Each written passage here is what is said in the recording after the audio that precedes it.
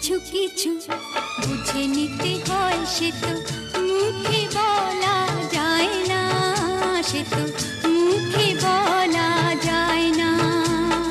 কথা কিছু কিছু বুঝে নিতে হয়, সে তো মুখে বলা যায় না, সে তো মুখে বলা যায় না। চোখের কথাই মনের কথা, চোখে মনের আয়না।